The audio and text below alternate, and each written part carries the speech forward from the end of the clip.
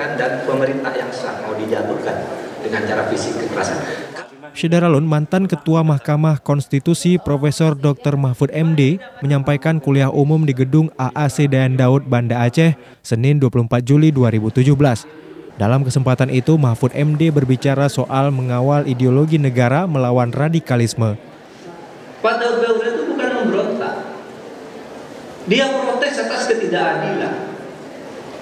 Oleh sebab itu pemberontakan itu atau perlawanan itu, tindakan kekerasan itu selalu dimulai dari ketidakadilan. Saya katakan, coba saudara tahu gerakan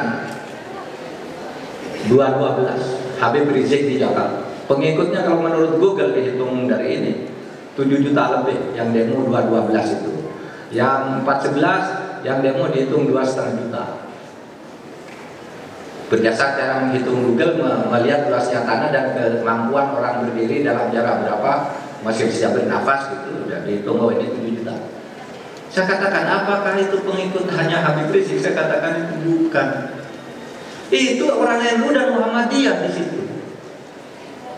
Bukan pengikutnya Habib Rizik. Kenapa itu? NU-nya kan melarang, ya NU-nya melarang. Tapi orang NU, misalnya saya anggota NU, saya juga akan anggota majelis taklim di tempat lain yang bukan NU. Iya kan? Ada orang Muhammadiyah juga anggota Persatuan Bulu Tangkis apa? Ikut di situ.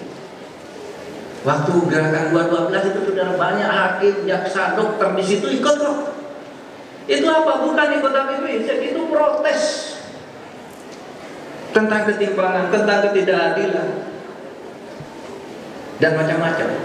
Sehingga saya katakan, ketidakadilan itu menjadi pemicu munculnya radikalisme. Sehingga saya katakan musuh kita yang sesungguhnya, musuh kita yang sesungguhnya itu adalah ketidakadilan. Karena ketidakadilan itu yang selalu memicu orang berkelompok untuk melakukan perlawanan.